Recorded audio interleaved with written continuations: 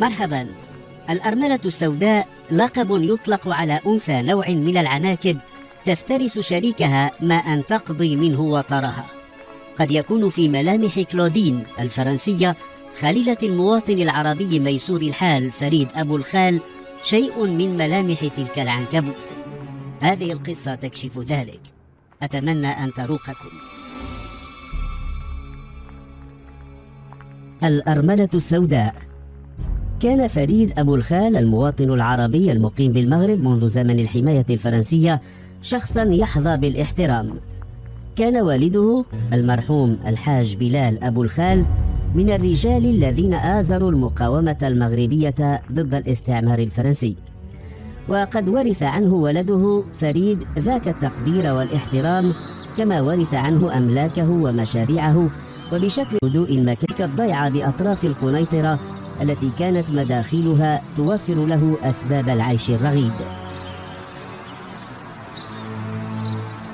كان لفريد أبو الخال مسكن ثانوي على الشاطئ يستمتع بهدوء المكان ويمارس هواية الصيد، هوايته المفضلة. منذ سنوات ارتبط فريد أبو الخال بسيدة فرنسية كانت خليلته، وكان لها ولد وبنت. لم يكن يظن أي من الجيران أن العلاقة القائمة بين أبو الخال وكلودين علاقة غير شرعية، بل إن كثيرين كانوا يحسبون الولد والبنت ولدي فراش تلك العلاقة. أنهى الولد وقد شب دراسته، لم يبحث عن عمل، فالسيد أبو الخال يوفر له كل ما يحتاج إليه. أما الفتاة فإنها بعد أن أنهت دراستها في المغرب انتقلت إلى فرنسا لمواصلة دراستها الجامعية هناك. صورة متكاملة ومتناسقة لأسرة تعيش في سعادة وهناء، كذلك كانت تبدو. في عصر يوم صيفي تقدمت السيدة كلودين لدى مكتب الدرك الملكي إلى حيث يتبع السكن الثانوي لفريد أبو الخال. قالت إن زوجها، وكذلك كانت تدعوه، ذهب إلى الصيد منذ يومين ولم يعد. قالت إنها انتظرته طيلة اليوم الموالي لذهابه إلى الصيد، ثم ليلة أخرى قالت إنها فتشت عليه في كل الشواطئ التي اعتاد ارتيادها للصيد، وبعد جهد جهيد قالت عثرت على سيارته على بعد نحو كيلومتر من البيت. أبلغت الدرك أن كل معدات الصيد كانت داخل السيارة، ولكن الصياد فريد أبو الخال اختفى. إفادة وافية كافية. تحرك رجال الدرك إلى المكان، وجدوا السيارة في مكان يؤمه الصيادون. بعد بحث استمر يومين تم انتشال جثة فريد أبو الخال من مياه المحيط. لحقتها تشوهات. نقلت الجثة إلى مستودع الأموات لتشريحها. الطبيب المداوم في المستودع لم ير من سبب لوفاة فريد غير الغرق. سلمت مصلحة الدرك الملكي السيارة إلى كلودين التي يفترض أنها أرملة فريد أبو الخال. كانت السيارة قد أخضعت لتفتيش لم يظهر منه ما يقود البحث إلى وجهة أخرى غير حادثة الغرق. كانت كلودين متشحة بالسواد حدادا، كانت تبدي حزنا كبيرا لفراق عشيقها. وكيل الملك بمحكمة القنيطرة لم يقتنع بالمعلومات التي تضمنتها الإفادة الخاصة بمقتل فريد أبو الخال، ولذلك طلب من المصلحة الإقليمية للشرطة القضائية إتمام الإجراءات التي بدأتها مصلحة الدرك، بدءا بطلب تشريح الجثة وتفتيش سيارة الهالك من جديد.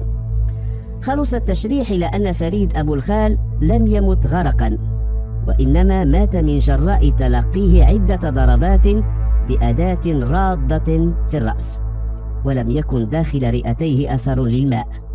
خلاصات تدفع إلى الاعتقاد بأن فريد أبو الخال إنما ألقي به في البحر بعد أن صار جثة هامدة.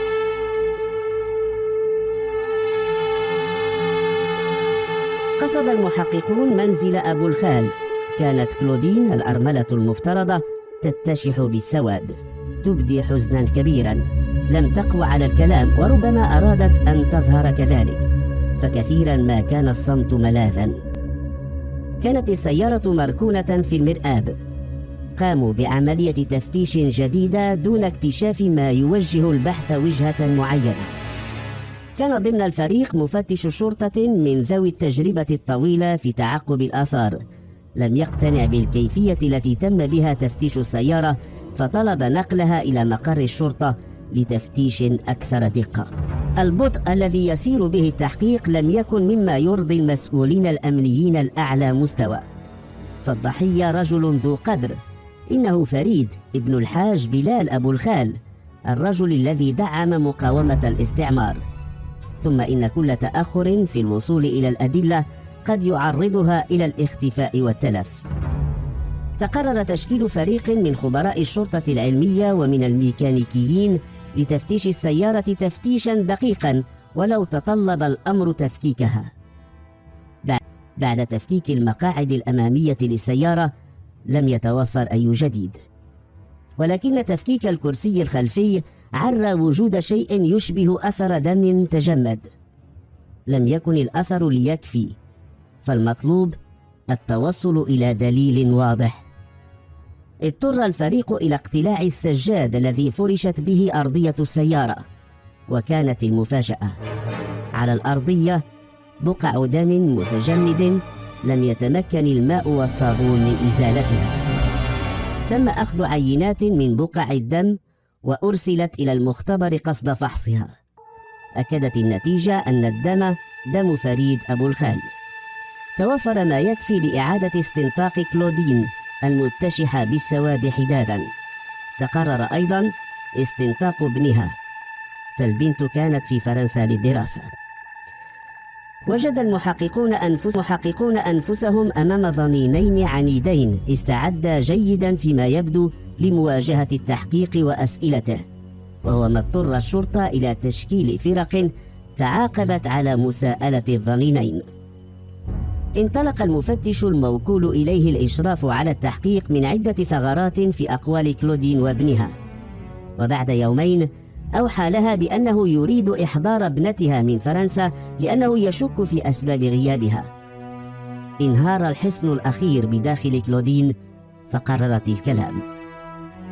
قالت المرأة الخمسينية المتشحة بالسواد إنها علمت منذ فترة أن عشيقها فريد أبو الخال كان يقيم علاقة غرامية مع ابنتها فانتقمت منه.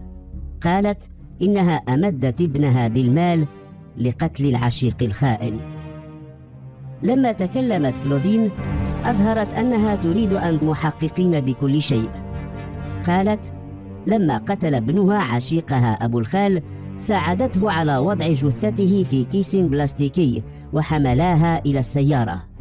بعد ذلك قاد السيارة ليلا إلى الشاطئ، ألقي الجثة في البحر ثم عاد إلى المنزل. نظف الكرسي الخلفي من أثر الدم، لم يبق أي أثر يظهر. أخذت كلودين معدات الصيد، وضعتها في السيارة التي قادها ابنها إلى الشاطئ حيث اعتاد فريد أبو الخال التعاطي لهوايته المفضلة. ركنها هناك ثم عاد. كان اعتراف كلودين مفيدا، ولكن المحققين كانوا بحاجة إلى أداة الجريمة. كانت مطرقة، وقد قاد ابن كلودين المحققين إلى المكان الذي خبأها فيه. كانت لا تزال عليها آثار الدم وبعض شعيرات رأس الضحية. التحليلات المخبرية لاحقا أن الدم دم فريد أبو الخال والشعيرات شعيرات رأسه.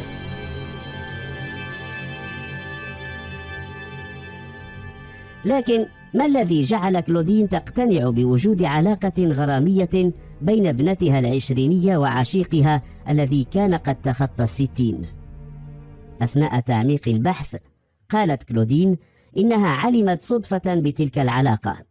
علمت لما جاء ساعي البريد برسالة من فرنسا موجهة إلى فريد أبو الخال. لم يكن مكتوبا على ظرفها اسم المرسل.